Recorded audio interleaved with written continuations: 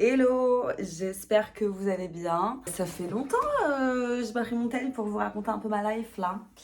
Quoi de neuf? Dites-moi un peu vous, ça va, votre life, tout ça, racontez-moi un peu votre life, j'aime bien. Aujourd'hui, j'ai décidé de filmer une petite Q&A. Je suis trop chiante. Une petite FAQ. Il y a pas longtemps, j'ai mis sur Insta une petite story dans laquelle je vous demande de me poser des questions sur... Putain, c'est insupportable, on voit grave le reflet. Tant pis, vous ferez avec. Je vous ai demandé de me poser des questions sur l'entrepreneuriat, sur ma marque de bijoux, sur moi. Enfin voilà, je vous ai demandé de poser des questions. Vous m'avez posé des questions. Aujourd'hui, on est en chill. On est jeudi. Il fait tout gris dehors, j'ai pas prévu de mettre un seul orteil à l'extérieur de chez moi. Je me suis dit que ça pouvait être bien de se poser pour faire cette petite vidéo parce que j'ai reçu pas mal de questions en vrai de vrai. Vous êtes trop mignons en vrai, vous êtes trop mimes. Tous les gens qui ont posé des questions là, vous êtes trop mignons, je vous adore.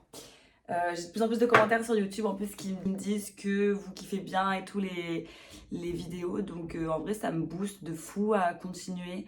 Parce que en vrai ça demande du temps de malade mental de tourner des vidéos. Je sais pas comment font les gens qui font 2 vidéos par semaine, 3 vidéos. Bon, en fait ils sont payés pour faire ça. C'est pas mon cas. Là c'est une petite journée un peu chill. Donc je me suis dit que j'allais faire ça. Bon. Je vais vous lire un peu les questions qu'on m'a posées et je les réponds. C'est parti. Première question que j'ai reçue plusieurs fois d'ailleurs, c'est pourquoi tu t'es lancée en free? Je vais arrêter de gigoter comme ça. On dirait une secrétaire, faut que j'arrête, tac tac tac, je vais me poser comme ça. Pourquoi tu t'es lancée en free? Je racontais un peu dans ma dernière vidéo là où je vous donnais mes tips un peu pour se lancer dans l'auto-entrepreneuriat. En fait, quand j'ai terminé mes études, je me suis pas lancée en free cash pistache. J'avais fait un peu de freelance pendant mes études pour avoir un peu d'argent de poche. Mais en fait, quand j'ai terminé mes études, j'ai directement trouvé un CDI et ça m'a pas plu. Du coup, je me suis remise en free parce que j'avais déjà expérimenté et ça m'avait plu. J'avais pas le temps de retrouver un autre travail en CDI parce qu'il fallait que je gagne de l'argent assez vite. Mes parents m'ont toujours aidé quand j'étais plus jeune. Maintenant que j'ai 27 ans et que je travaille, je suis bien seule à mes besoins. Donc en fait, j'avais pas le temps d'attendre de trouver un autre CDI. J'avais pas le temps de me mettre au chômage parce que le chômage en alternance, ça couvrait même pas mon loyer. Donc c'était pas du tout envisageable pour moi de me mettre au chômage en sortant de mes études. Enfin, du moins que avec mon expérience en alternance. Surtout que même si j'ai fait du free pendant mes études, quand vous êtes freelance, vous ne cotisez pas. Voilà. Donc vous n'avez pas de chômage. Même si vous avez travaillé votre race, vous n'avez pas de chômage. Il fallait que je gagne assez rapidement ma vie pour pouvoir continuer de mener ma vie, de payer mon loyer, de payer mes charges, de continuer à me nourrir et à vivre de manière décente. Au début, je vous cache pas que je me suis mise en free en me disant je vais continuer à chercher un travail en CDI sur le côté. Sauf qu'en fait, ça a bien pris dans les débuts. Donc j'ai continué en freelance parce que ça me plaît. Et donc j'ai complètement mis de côté l'option retrouver un taf. On m'a aussi posé la question de est-ce que tu as déjà pensé à revenir au salariat?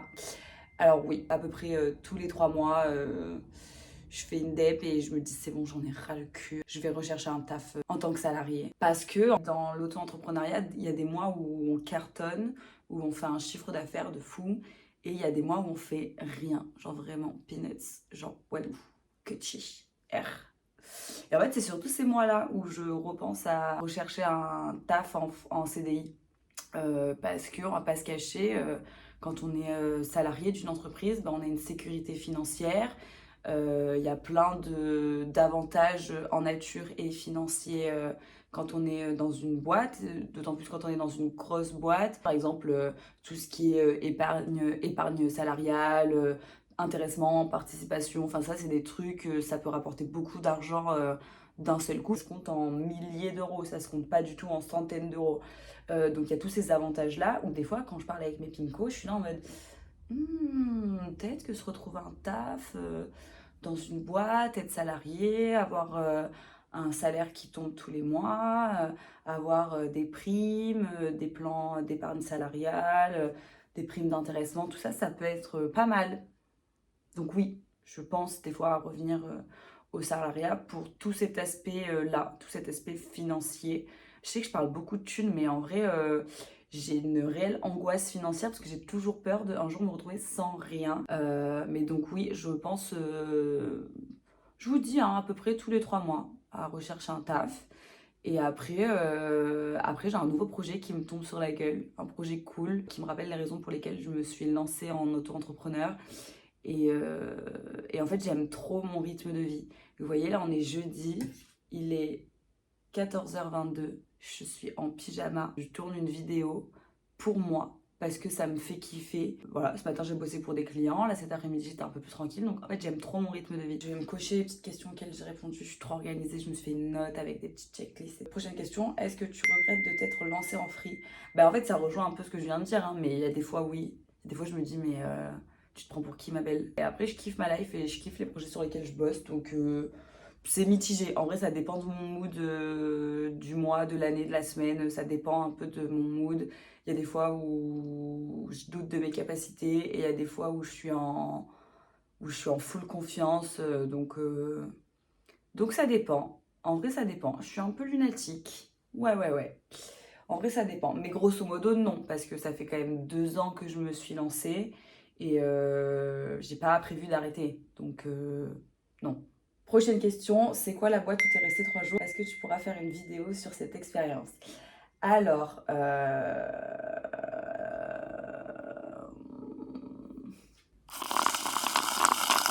je sais pas, je vais pas donner de blase en vrai, parce que j'ai pas envie de me mettre dans la merde, j'ai pas envie de me mettre dans une sauce que je peux pas contrôler. J'aime pas les problèmes. J'aime bien donner mon avis sur les problèmes, mais j'aime pas quand les problèmes me concernent. Donc je vais pas te dire ce que c'est cette boîte. En tout cas, c'est une boîte qui a pas une très belle réputation. Est-ce que je ferai une vidéo? Oui, peut-être qu'en vrai, je ferai une vidéo parce que c'est important de sensibiliser. euh, J'allais dire de sensibiliser les jeunes diplômés, mais en vrai c'est tout le monde parce que ça peut arriver même à 35, 40, 50 ans, ça peut arriver à n'importe quel moment, mais surtout les jeunes diplômés parce qu'en fait c'était mon cas au moment où j'ai vécu cette expérience. C'était une boîte qui me faisait grave rêver. Vraiment, il y a plein de gens que je kiffe, qui bossent avec eux et tout, donc je me suis dit, ça va être trop cool. Et en fait, on m'a fait miroiter un truc qui n'est pas du tout la réalité. Donc ouais, en vrai, je vais grave faire une vidéo sur cette expérience parce que je pense que ça pourra aider des gens. Peut-être que vous, à travers cette vidéo, vous allez deviner qui est la boîte, mais en tout cas, j'ai pas envie de pointer du doigt qui que ce soit. J'ai pas les épaules et j'ai pas envie. En fait, j'ai un peu la flemme. Fin de la réponse. Prochaine question. T'as fait quoi comme étude? Alors, euh, j'ai passé un bac L. J'ai eu mon bac grâce à 2 matières d'ailleurs, sinon je l'aurais jamais eu parce que je l'ai eu à 10,0 quelque chose, je crois, un truc comme ça. Mais je l'ai eu grâce à l'anglais et à l'italien. Donc heureusement que j'étais en L parce que sinon j'aurais jamais eu mon bac, genre vraiment. Ensuite, j'ai commencé un BTS en communication où je me suis régalée en vrai, c'était trop bien. C'est là que j'ai compris que c'était plus mon truc. Ensuite, j'ai intégré l'ISCOM, donc c'est une école de communication et de publicité. J'ai fait une licence communication digitale en 3e année et ensuite je me suis spécialisée en créa, donc tout ce qui est direction artistique, graphisme pour ma 4e et ma 5e année. C'est un truc que je peux te dire par contre, c'est que j'ai payé cher, cher, cher, cher mes études. Enfin, je parle pour l'ISCOM parce que BTS, c'était pas gratuit, mais c'était pas exorbitant. Je crois que tout ce que j'ai appris, je l'ai appris en BTS.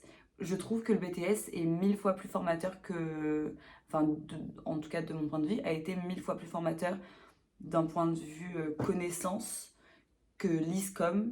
Par contre, l'ISCOM m'a apporté quelque chose que le BTS ne m'a pas apporté, c'est les expériences professionnelles. Parce qu'il y a énormément de stages quand on est en école de com. Mais est-ce que ça vaut 18 000 balles? Je suis pas sûre. Mais enfin voilà, c'était pas la question. Donc j'ai fait un BTS com et une école de com. Voilà. Ah oui, bon, du coup, c'est des questions un peu. Je les ai pas triées, j'avoue, j'ai fait une liste, mais j'ai pas trié. Comment as-tu eu l'idée de lancer ta marque de bijoux? Il faut sachez que les gens qui n'ont pas la ref, à chaque fois, ils me disent, mais Davy, je suis en mode, un culte, putain, c'est pas possible. J'adore les bijoux. J'adore les bijoux et j'adore les vieux bijoux. À chaque fois que je vais chez ma grand-mère, je lui gratte des bijoux. J'adore aller fouiller dans sa petite boîte à bijoux et dire ah c'est mignon ça, mais tu mets plus ça mamie, tu mets plus. Mais non, mais ça c'est trop pour aller au marché, ça tu mets plus. Et du coup, elle finit par me les donner. Je consomme énormément, enfin exclusivement de la seconde main aujourd'hui. Et en fait, dans les bijoux, quand je vais pas gratter à ma grand-mère et que j'ai envie d'acheter des bijoux, ça me fait chier d'acheter des bijoux que tout le monde a. Genre vraiment, c'est un truc, ça me gonfle d'acheter des bijoux que je vais retrouver partout, genre des créoles que je vais retrouver partout, ça me gonfle. Donc en fait, j'ai commencé par faire des bijoux pour moi. Et à chaque fois que je mettais une pièce que j'avais créée, on venait tout le temps me voir en mode ah c'est trop beau tes boucles d'oreilles, ah j'adore ton collier. Enfin, j'avais grave de bons retours sur ça. Je me suis dit mais en fait il y a un truc à faire là madame. Donc en fait l'idée a germé comme ça dans ma tête pendant des mois. J'avais archi peur de me lancer parce que je me sentais pas... Je suis pas bijoutière, quoi. Je me sentais pas légitime de faire quoi que ce soit. Mais en fait, je crois que j'avais trop peur du regard des gens, que les gens se disent mais pour qui elle se prend. Et d'ailleurs, même en créant cette chaîne YouTube, hein, je me suis dit allez, c'est parti. Là, on divague. Là, je vous raconte ma life. Mais même en créant cette chaîne YouTube, je me suis dit, mais les gens, ils vont penser quoi? Ils vont se dire, mais pour qui elle se prend? Mais en plus, quand vous vous dites dans votre tête les gens, vous pensez à des gens, genre de votre collège, de votre lycée, à qui vous n'avez pas parlé depuis des années. Parce que les gens que vous côtoyez encore aujourd'hui, logiquement, c'est vos amis ou alors vos potes proches. Mais eux ne vont pas vous juger. Vous voyez ce que je veux dire? Ou alors, si vous jugent, c'est que dans pas longtemps ça va jarter quoi. J'ai hésité pendant longtemps, je faisais que en parler à mon mec, je faisais que en parler à mes copines et tout, ils étaient là en mode mais vas-y en fait fais-le, je passe ma vie à faire des mood boards, je faisais des sites internet que je mettais jamais en ligne, en fait je taffais quoi. Et un jour mon mec il m'a dit mais David tu taffes pour ta marque de bijoux que tu vas pas sortir, je comprends pas en fait le deal. Genre là tu perds des heures de travail à taffer sur un truc que tu vas pas sortir, sors-le. You are a rock star in my eyes. You are the queen of our family. Des fois, en fait, il faut juste quelqu'un qui vous mette un peu un coup de pied au cul. Parce que je sais pas si j'ai répondu à la question. Je crois que j'ai répondu, hein. J'ai un peu divagué, mais je crois que j'ai répondu. Une prochaine question. Où sources-tu tes matières premières pour tes bijoux? Alors, essentiellement dans des brocantes et des marchés aux puces. Et ensuite, je fais aussi appel dans certains cas, quand je cherche un truc très spécifique, à des fournisseurs. Il y a des fournisseurs neufs, parce qu'il y a des trucs où j'ai besoin que ce soit neuf, typiquement pour les boucles d'oreilles. Le fermoir, par exemple, enfin tout ça, je ne veux pas l'upcycler parce que c'est pas hygiénique et moi, j'achèterai pas. Donc, si j'estime que j'achèterai pas, ben, je fais pas. Donc, j'ai certains fournisseurs qui font du neuf ou alors les fermoirs de bijoux. Je vais vous montrer typiquement les petits fermoirs comme ça. Hop. Ça, je prends neuf parce que au moins, je suis sûre de la qualité. Je sais que c'est neuf et que ça va tenir longtemps. Ou alors, des petits anneaux comme ça de jonction. Pareil, ça, je prends neuf. Parce que j'ai besoin d'être sûre que ça tienne quoi. Des fois quand c'est un peu trop vieux ou un peu trop usé, ça peut casser. Donc il y a des trucs que je prends neuf. Donc je fais des fois appel à des fournisseurs qui produisent du neuf. Je fais aussi appel à des fournisseurs qui font que du vintage. Ça je vais pas vous donner les bases parce que business is business. Je vais pas commencer à donner mes fournisseurs en fait sinon on s'en sort pas. Donc voilà, il y a une partie je vais chiner en brocante et au marché aux puces et une partie où je fais appel à des fournisseurs. Prochaine question, est-ce que tu fais tout toute seule ou t'es aidée? Écoutez, je suis solo la mif. Enfin, je suis solo. Globalement, je fais tout toute seule. Je chine toute seule, je brainstorm toute seule, je monte les pièces toute seule, je crée le site internet, c'est moi qui le gère, la communication, c'est moi qui la gère.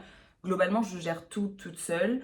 Après, je me fais aussi aider dans le sens où j'ai des copines qui ont des small business aussi. Donc, quand j'ai des questions, je fais appel à elles ou à eux d'ailleurs, parce que j'ai des copains aussi qui ont des small business. Enfin, mon mec a plusieurs...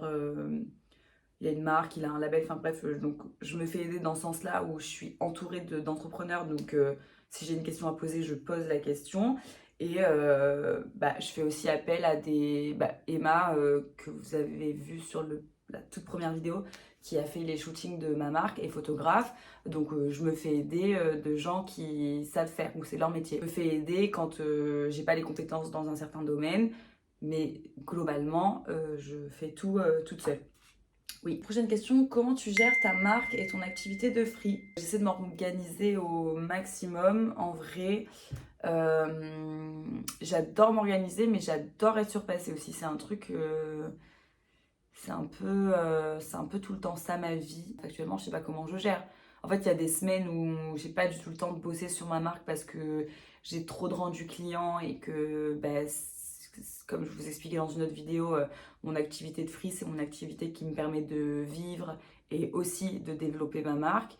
Donc, je priorise, en vrai, je priorise mon activité de free. Et quand j'ai un peu moins de taf du côté free, je bosse pour ma marque. C'est plus comme ça, en vrai, dans la réalité, que je m'organise. Moi, idéalement, dans un monde parfait, j'aimerais bosser que sur ma marque. Mais tant que c'est pas, tant que ça ne paye pas mon loyer, c'est pas possible. Donc, je m'organise comme ça. Là, typiquement, aujourd'hui, j'ai du temps. Je me suis dit, t'as envie de filmer une vidéo, filme une vidéo. Demain, je sais que j'ai du temps. Demain, je vais aller chiner parce qu'il me manque des trucs pour la prochaine collection. Et je vais faire les premiers essais proto pour la prochaine co. Donc là, on est jeudi, demain on est vendredi. Donc j'ai charbonné le début de semaine. La fin de semaine, j'ai un peu plus de temps. Donc voilà, comment je m'organise et comment je gère. Je sais pas si je gère, hein, parce qu'il y a des mois, c'est... voilà. Je sais pas si je gère. Prochaine question, ça te saoule pas de bosser tout le temps de chez toi? Alors moi, je suis un peu casanière, en vrai. Donc ça me saoule pas dans le sens où j'aime trop être chez moi. Genre vraiment, c'était mon cocon, ma maison, j'aime trop. Mais quand ça me gonfle, eh ben, je sors en fait.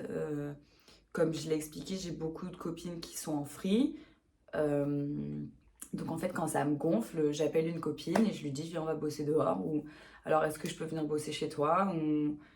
Ou même des fois, quand j'ai envie de bosser ailleurs que chez moi seule, eh ben, je sors.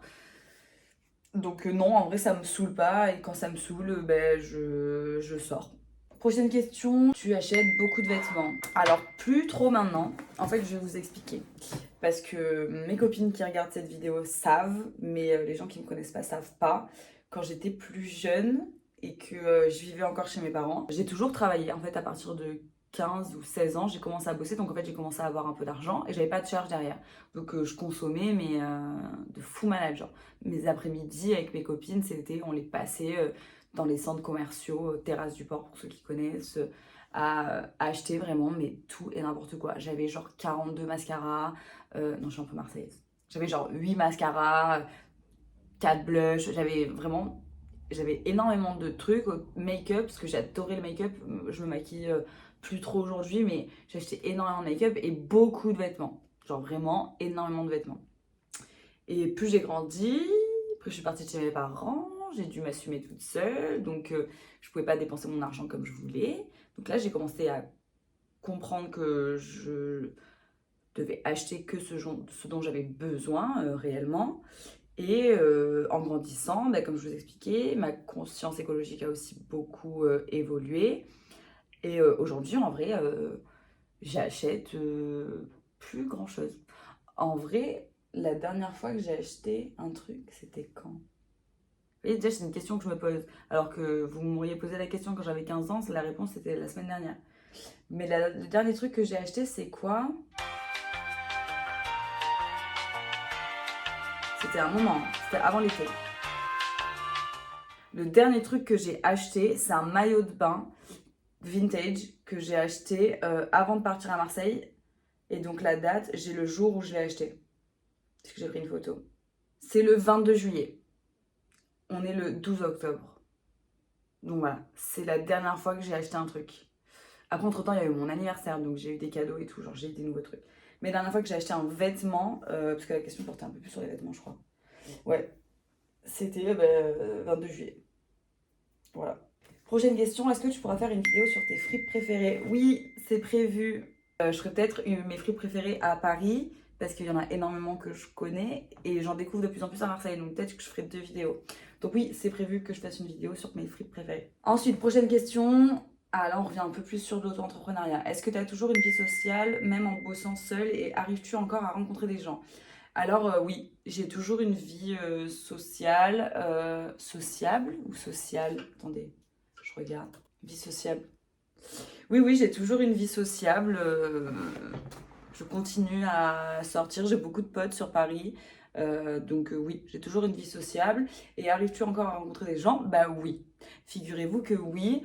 Là, les 2 dernières rencontres que j'ai fait, bah, c'est grave des filles qui sont rentrées dans mon cercle. J'ai pas 1000 amis, mais même 1000 potes en vrai. Parce que moi, je dissocie grave amis et potes. Je sais pas si vous faites comme moi.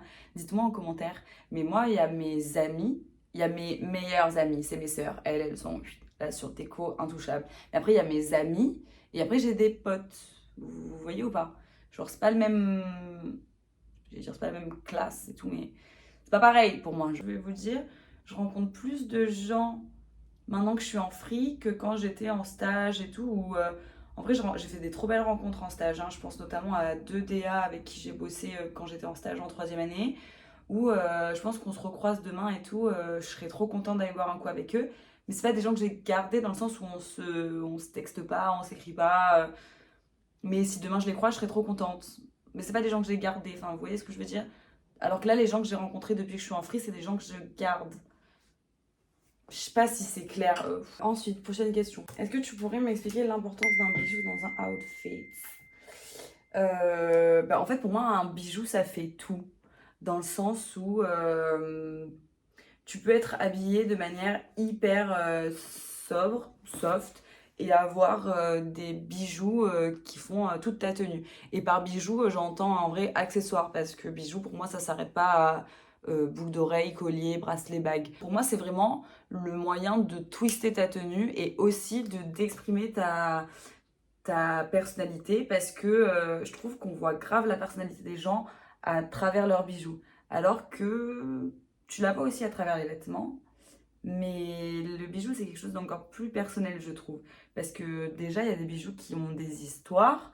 Si c'est des bijoux de famille ou si c'est des bijoux... Même si c'est pas des bijoux de famille, en fait, il y a des bijoux auxquels on accorde une certaine importance. Et donc pour moi, c'est vraiment... ça marque vraiment votre personnalité. Et ça fait aussi toute une tenue. Genre, vous voyez, là, j'ai un très beau t-shirt, mais j'ai pas de bijoux. Si je mets des bijoux... Attendez.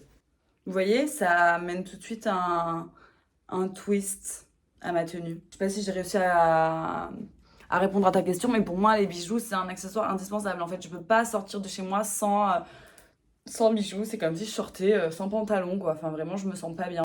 Est-ce que tu as prévu de faire des marchés créateurs? En fait, c'est une question que je me pose parce que c'est cool d'un point de vue notoriété. Les marchés de créateurs, pour se faire connaître et tout, c'est hyper bien. Pour gagner en followers aussi, on va pas se mentir, c'est hyper bien. Mais je sais pas si c'est vraiment l'endroit où les gens achètent et où les gens mettent un certain prix. Je le vois avec mon mec qui a une marque de vêtements, avec un ami à lui. Ils ont fait pas mal de marchés créateurs. Ils vendent, des fois, il y a des marchés où ils vendent un certain nombre de pièces. Il y a des marchés où ils y vendent rien. C'est la règle du jeu, quoi. Mais en fait, ça demande aussi un investissement financier au niveau temps, parce que faut payer sa place sur les marchés, faut être présent. Des fois, c'est des matinées, mais des fois, c'est des journées entières. Donc en fait, je sais pas. C'est une question que je me pose. Possible. Voilà, j'ai répondu à toutes les questions que vous m'avez posées. C'est tout pour cette vidéo. Si vous avez d'autres questions auxquelles j'ai pas répondu, mettez-les moi en commentaire. Je trouve un mot de youtubeuse là. Mettez-les moi en commentaire. Ça m'a fait plaisir de reprendre mon tel pour vous raconter ma life. J'ai hâte d'aller monter cette vidéo et de vous la poster. J'espère que vous en avez appris un peu plus sur moi et que ça vous a plu. Voilà, si ça vous a plu, mettez un like. Je suis trop chiante. Je m'assume pas. Bon voilà, allez, je vais vous laisser sur ce moment de gêne. Gros bisous.